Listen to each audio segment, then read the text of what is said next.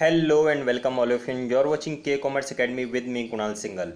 From class 12th in the chapter of directing, we were studying the topic of communication.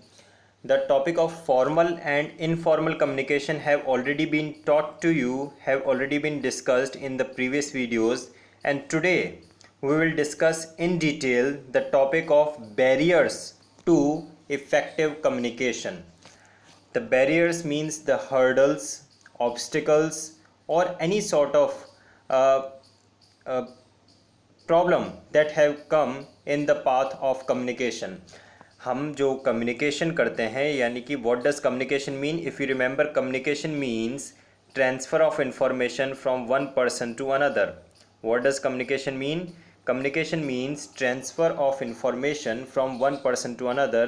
अब इस transfer में अगर कोई obstacle आता है, अगर कोई प्रॉब्लम अराइज होती है, तो उन्हीं को हम बोलते हैं barriers to effective communication.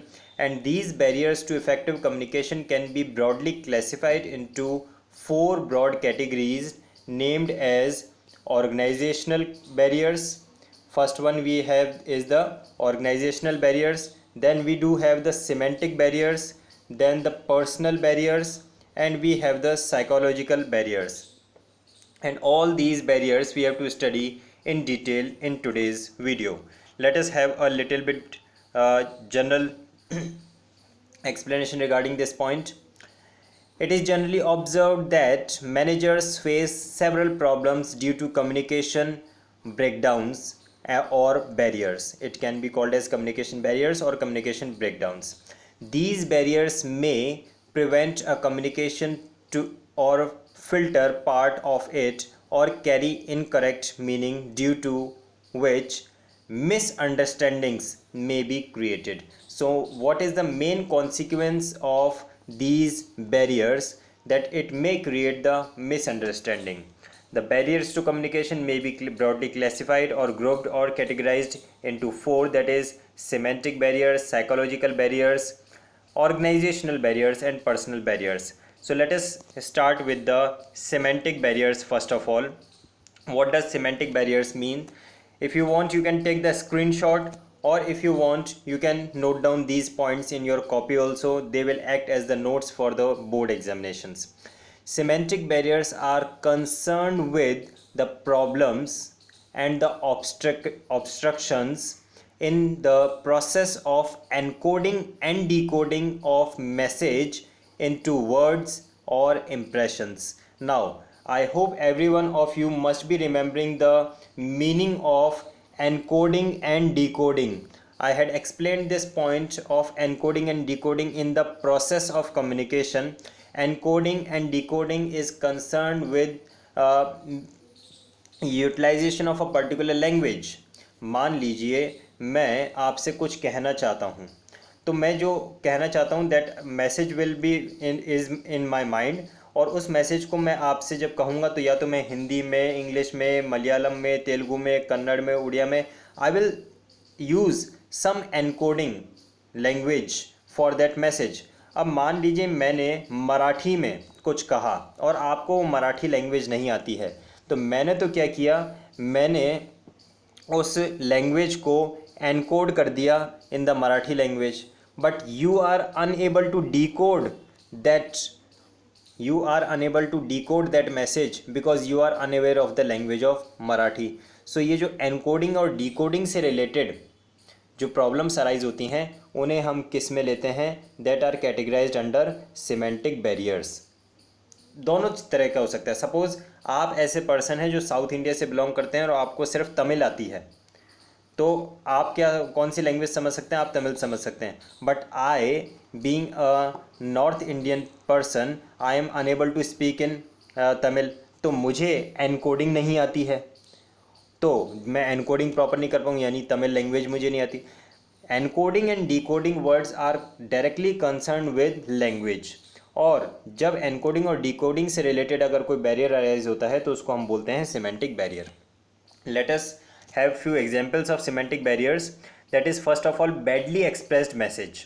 Sometimes intended meaning may not be conveyed by a manager to his subordinates. जो मैनेजर सोच रहा है वो कन्वे नहीं कर पा रहा है, उसको वो वर्ड्स नहीं मिल पा रहे हैं, उसके माइंड में थॉट तो हैं लेकिन वो प्रॉपरली उसको एक्सप्रेस नहीं कर पा रहा है. These badly expressed messages, आ गई बात एक्सप्रेस करने वाली. These badly expressed messages may be on account of inadequate vocabulary. Many times it happens the person who is unable who is not conversant in a particular language will be having an inadequate vocabulary, usage of wrong words, omission of needed words, etc. कई बार ऐसा होता है, लोग बोलते बोलते वो एक आध शब्द नहीं मिलता है, वो उसको वो होता है ना, वो कहते हैं जो ऐसा वैसा करना है आपको, अरे कैसा करना है क्या करना है पता नहीं. So this is known as badly expressed message which fall under semantic barriers. Second one is faulty translations. Sometimes the communication originally drafted in one language, that is English, for example English, needs to be translated to the language understandable to the workers, it may be Hindi.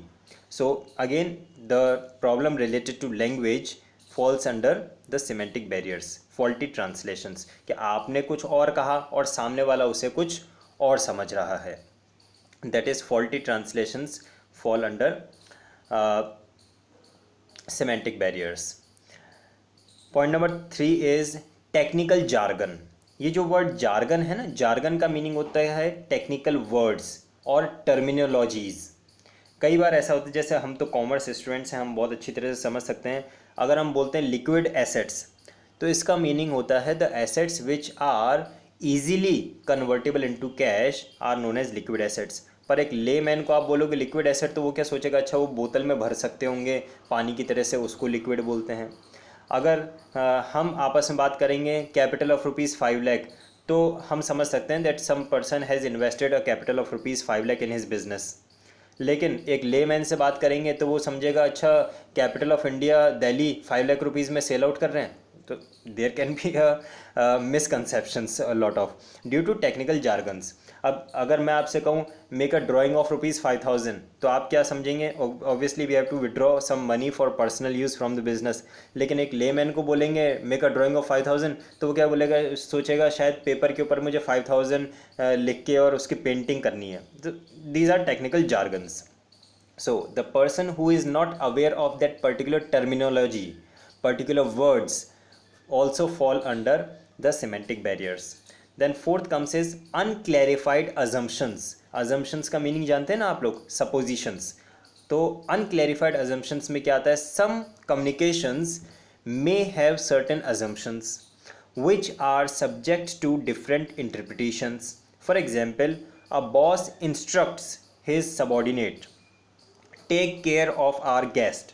Boss ने अपने subordinate को क्या कहा, take care of our guest. Simple सा sentence है, ठीक है. The boss mean that subordinate should take care of transport, food, accommodation of the guest until he leaves. तो यहाँ पे जब बॉस ने कहा take care of our guest, उसका मीनिंग क्या था कि भाई ये जब तक यहाँ पे हैं तब तक इनके आने जाने का, खाने का मीन्स रेफ्रेशमेंट्स वगैरह का और गाड़ी वगैरह का कोई अगर अरेंजमेंट करना है तो वो आप प्लीज़ उनका पूरा टेक केयर कीजिएगा, उनको कोई ज़रूरत है तो. और यहाँ पे हो गया क्या, फॉर अनक्लैरिफाइड एजम्पशन हो गया. तो subordinate interprets that the guest should be taken to a hotel with care, और वो उसको अच्छा 5 स्टार होटल में ले गया, वहाँ पे उसको पूरा लग्जरियस अरेंजमेंट कर दिए. तो क्या हुआ, अननेसेसरी बर्डन हो गया एक्सपेंस का ऑर्गेनाइजेशन के ऊपर. तो ये होता है अनक्लैरिफाइड अजम्पशन में, सिमेंटिक बैरियर में आता है. Then body language and gesture decoding, ये बड़ा इंटरेस्टिंग होता है. कई लोगों से पूछो समझ में आ गया, तो वो हाँ करने के बजाय जो अपना सिर हिलाते हैं वो ना के डायरेक्शन में हिलाते हैं, तो वो हो जाता है रॉन्ग जेस्चर और रॉन्ग बॉडी लैंग्वेज. तो जो हम सोच रहे हैं, जो हम बोल रहे हैं, हमारी बॉडी लैंग्वेज भी बिल्कुल उसी फॉर्म में होनी चाहिए, तब हम उसको कह सकते हैं that it is a proper body language. लेकिन कभी कभी बॉडी लैंग्वेज हमारे वर्ड्स का साथ नहीं देती है. The body movement and gestures of communicator matters so much in conveying the message. Every movement of body communicates some meaning. If there is no match between what is said and what is expressed in body movements, communication may be wrongly perceived. So these were the 5 examples under the semantic barriers. I hope you all have understood it clearly. The next 3 kinds of barriers will be discussed in separate videos in the further one.